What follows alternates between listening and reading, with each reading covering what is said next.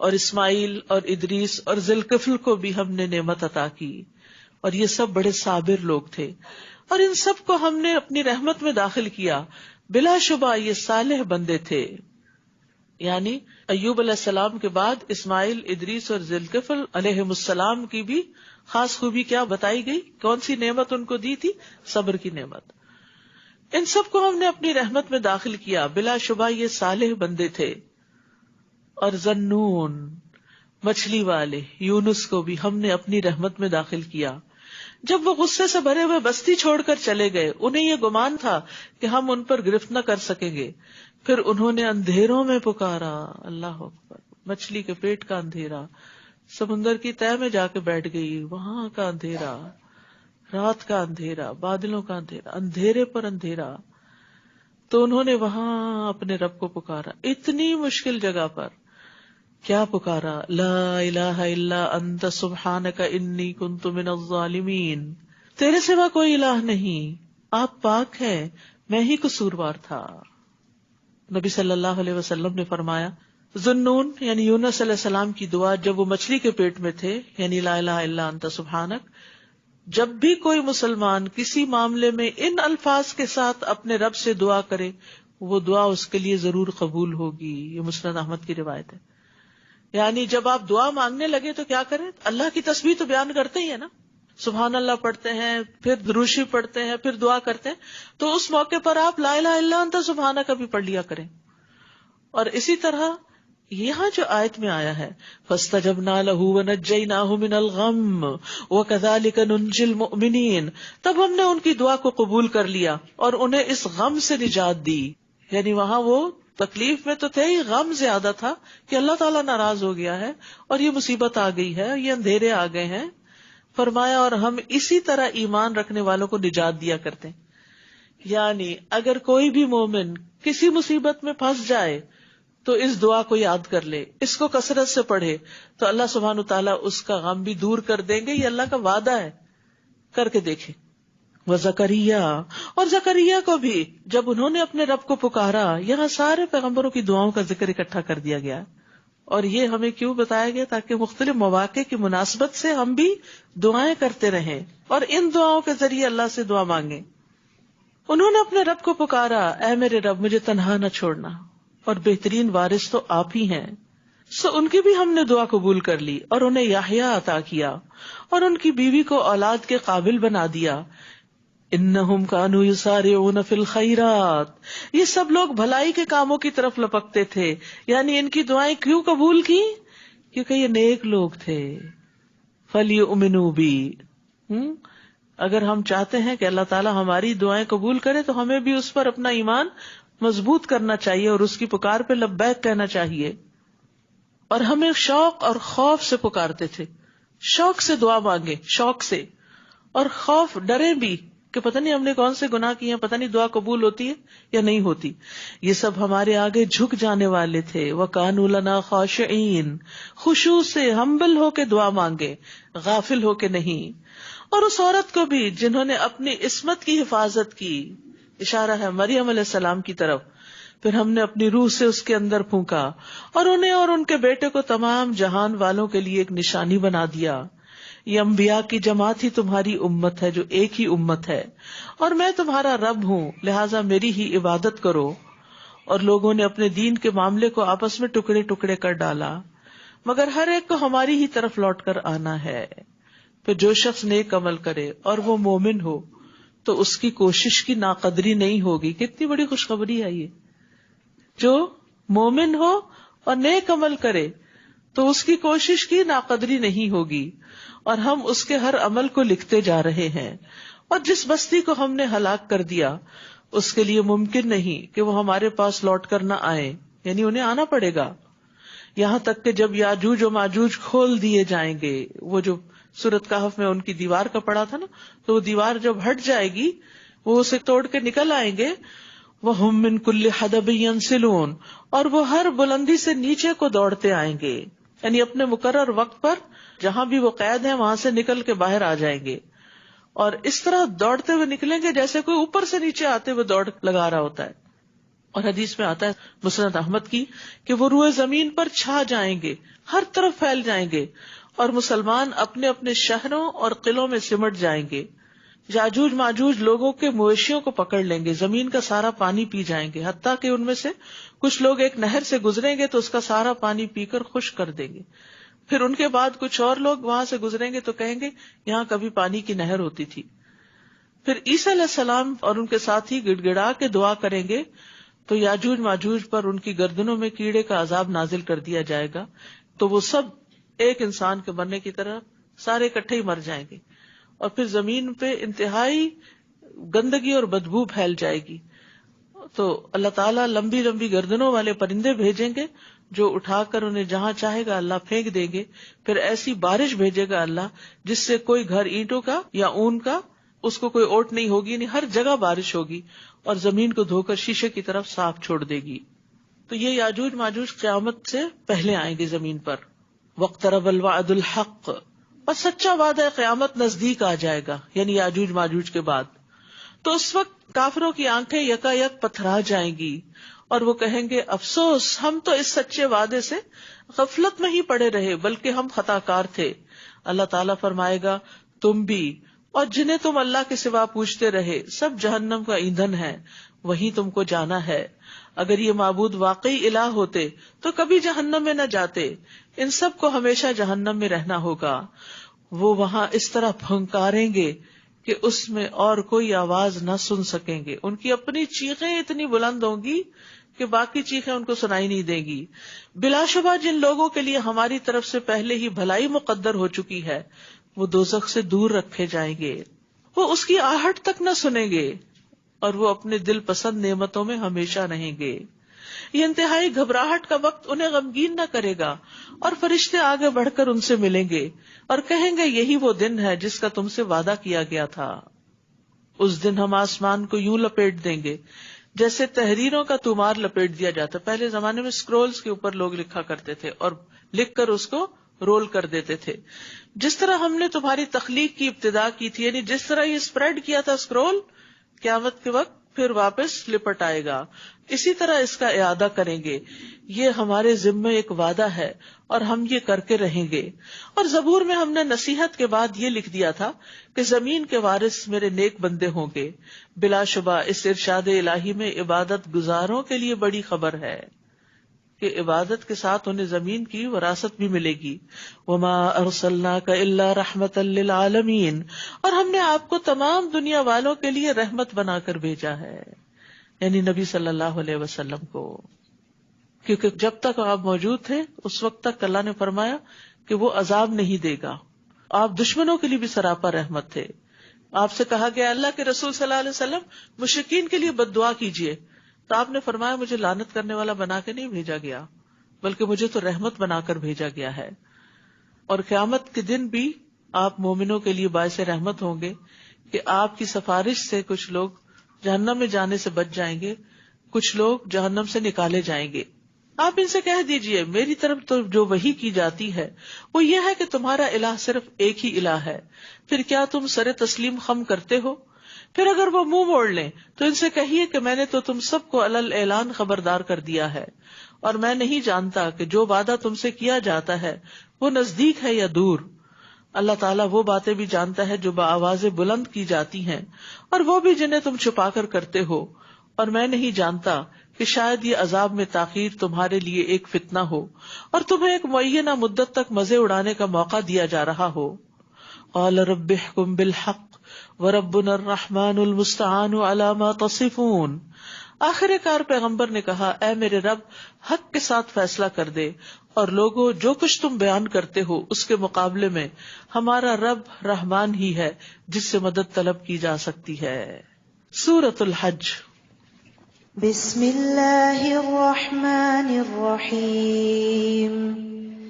یا ایہا الناس اتقوا ربکم ان زلزلۃ الساعۃ شیء عظیم یوم ترونها تذہل کل مرضعۃ عما ارضعت وَتَضَعُ كُلُّ ذَاتِ حَمْلٍ حَمْلَهَا وَتَرَى النَّاسَ سُكَارَى وَمَا هُمْ بِسُكَارَى وَلَكِنَّ عَذَابَ اللَّهِ شَدِيدٌ۔ شروع کرتی ہوں اللہ کے نام سے جو بے انتہا مہربان نہایت رحم فرمانے والا ہے۔ یا ایھا الناس اتقوا ربکم ان زلزلۃ الساعۃ شیء عظیم، لوگو اپنے رب سے ڈرتے رہو، بلا شبہ قیامت کا زلزلہ بڑی ہولناک چیز ہے۔ اس دن تم دیکھو گے کہ ہر دودھ پلانے والی اپنے دودھ پیتے بچے کو بھول جائے گی اور ہر حاملہ کا حمل گر جائے گا، اور تو لوگوں کو مدہوش دیکھے گا حالانکہ وہ مدہوش نہیں ہوں گے، بلکہ اللہ کا عذاب ہی بڑا سخت ہوگا۔ اور کچھ لوگ ایسے ہیں جو اللہ کے بارے میں بغیر علم کے بحث کرتے ہیں، اللہ کو جانتے نہیں، اور اللہ تعالیٰ کے بارے میں، اللہ کے فیصلوں کے بارے میں، اللہ کے افعال کے بارے میں، اس کی صفات کے بارے میں عجیب و غریب باتیں کرتے ہیں، اور ہر سرکش شیطان کی اتباع کرنے لگتے ہیں، یعنی اللہ کے فیصلے اور اللہ کے احکامات کو چھوڑ کر شیطان کی باتیں مانتے ہیں، گویا دوسرے لفظوں میں اپنی خواہشات کی پیروی کرتے ہیں۔ ایسے لوگوں کی قسمت میں یہ لکھ دیا گیا ہے کہ جو شخص شیطان کو اپنا دوست بنائے گا وہ اسے گمراہ کر کے چھوڑے گا اور جہنم کے عذاب کی راہ دکھلائے گا۔ لوگو، اگر تمہیں موت کے بعد دوبارہ زندہ ہونے میں کوئی شک ہے تو تمہیں معلوم ہونا چاہیے کہ ہم نے تمہیں مٹی سے پیدا کیا، پھر نطفے سے، پھر خون کے لوتھڑے سے، پھر گوشت کی بوٹی سے جو منقش بھی ہوتی ہے اور نقش کے بغیر بھی، تاکہ ہم تم پر اپنی قدرت کو واضح کر دیں۔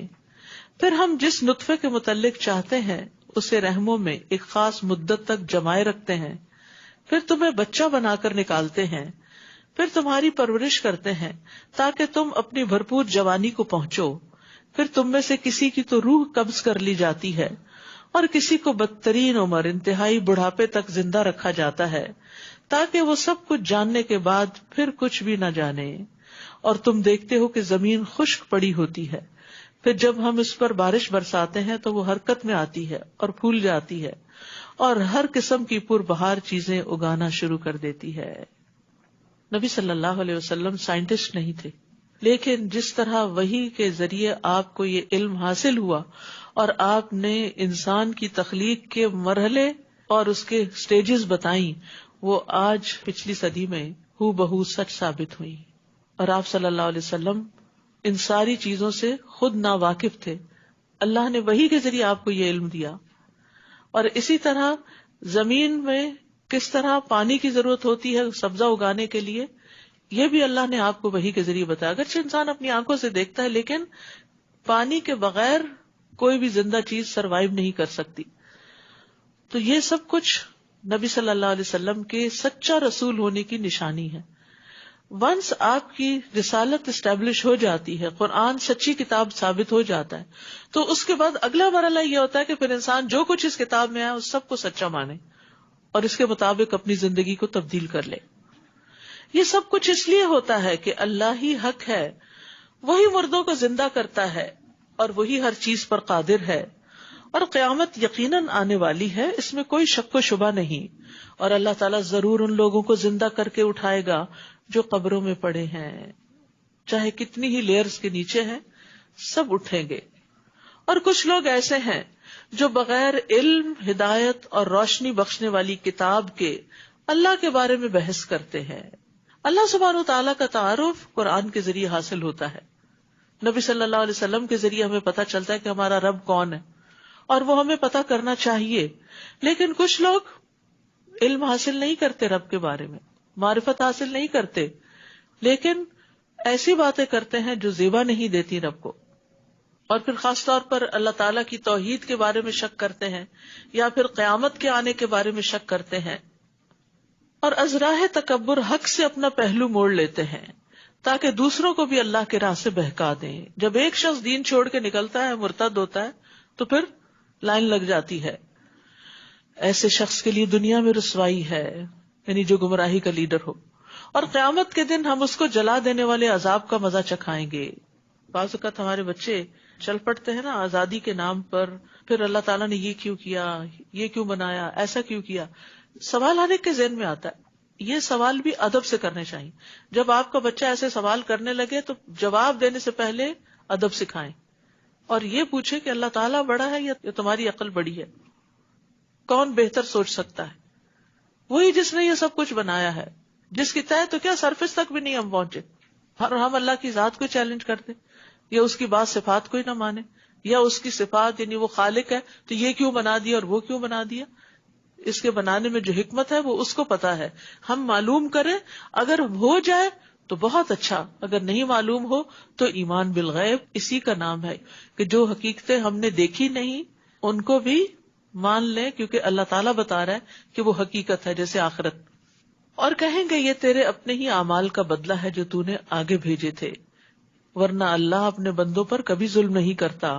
اور لوگوں میں کوئی ایسا بھی ہے جو کنارے پر کھڑا ہو کر اللہ کی عبادت کرتا ہے، اگر اسے کچھ فائدہ ہو تو اسلام سے مطمئن ہو جاتا ہے.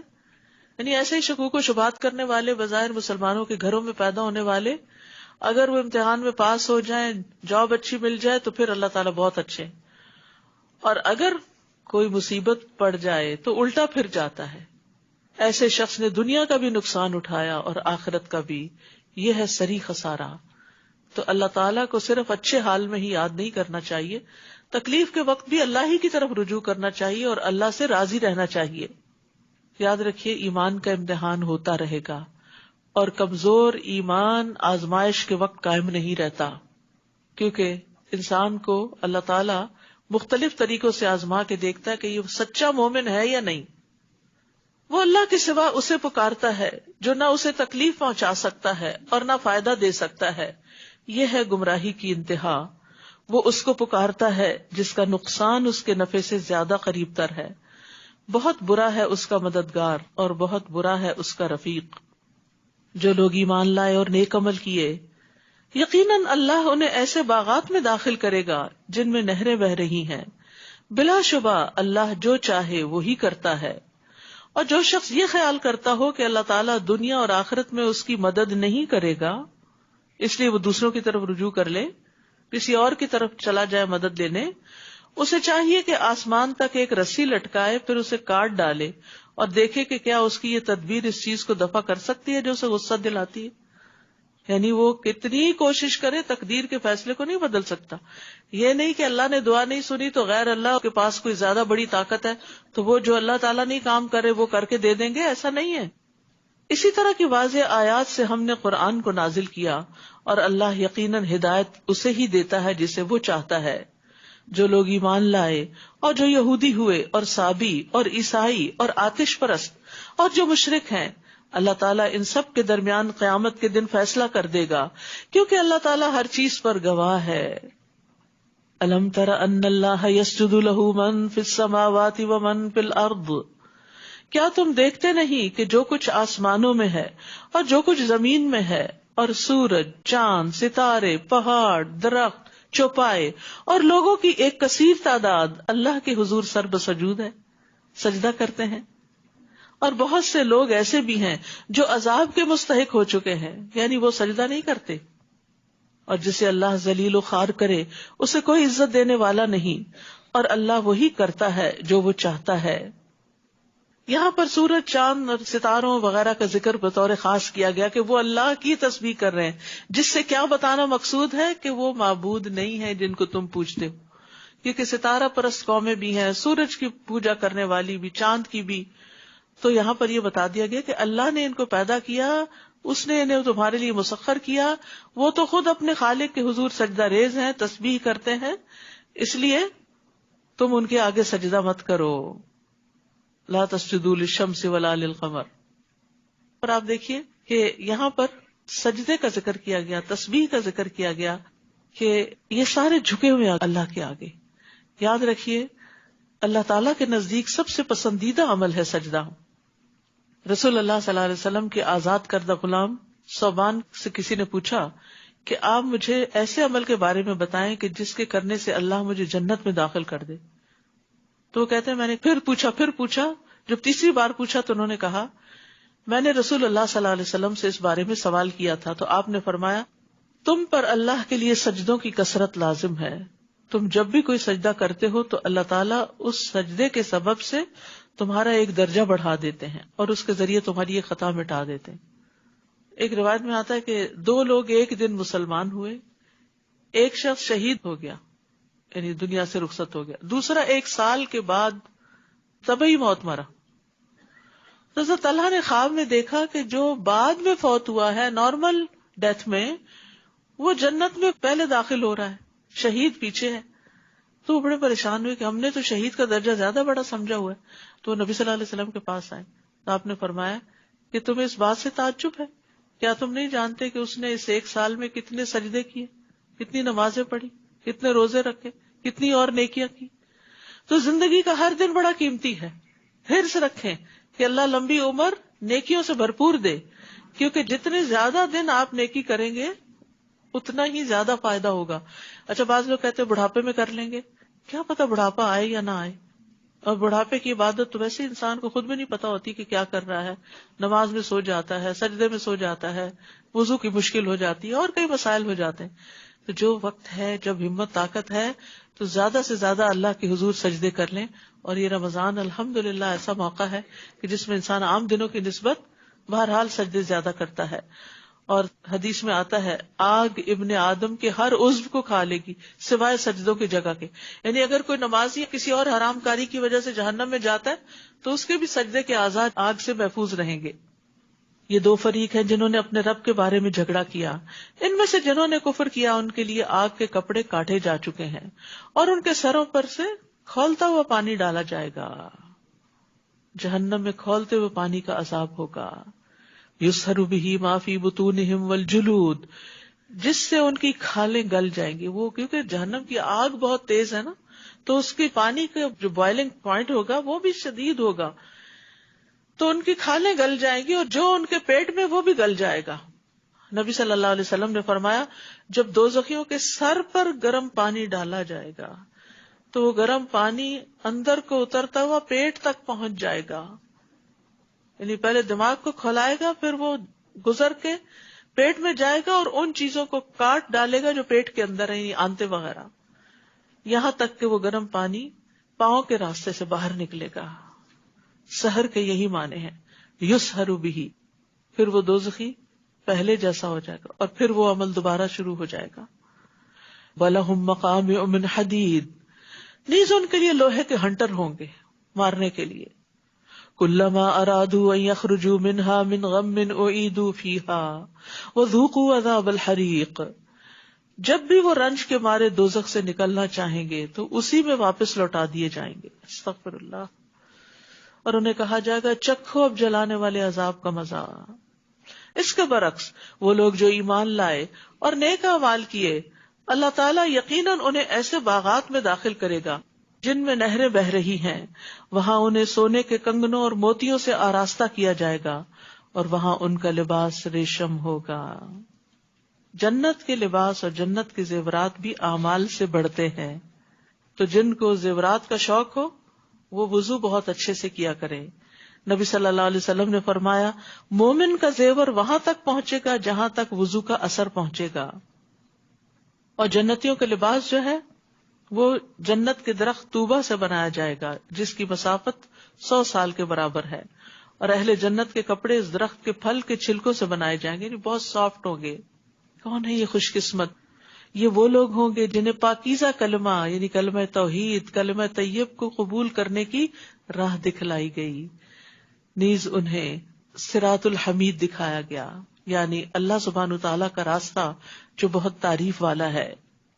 بلا شبہ جو لوگ کافر ہیں اور لوگوں کو اللہ کی راہ سے اور مسجد حرام کی زیارت سے روکتے ہیں، وہ مسجد حرام جس میں ہم نے وہاں کے باشندوں اور باہر سے آنے والوں کے حقوق برابر رکھے ہیں، اور جو کوئی ازراہ ظلم مسجد حرام میں کجربی اختیار کرے گا، ایسے سب لوگوں کو ہم دردناک عذاب چکھائیں گے. وَإِذْ بَوَّأْنَا لِإِبْرَاهِيمَ مَكَانَ الْبَيْتِ أَلَّا تُشْرِكْ بِي شَيْئًا، اور وہ وقت بھی یاد کرو جب ہم نے ابراہیم کے لیے بیت الحرام کی جگہ تجویز کی تھی اور انہیں کہا تھا میرے ساتھ کسی چیز کو شریک نہ بنانا. اسی لیے انہوں نے دعا مانگی تھی نا کہ وجنبنی وبنی ان نعبد الاصنام، اور میرے گھر کو طواف کرنے والوں، قیام کرنے والوں اور رکوع اور سجود کرنے والوں کے لیے صاف ستھرا رکھنا۔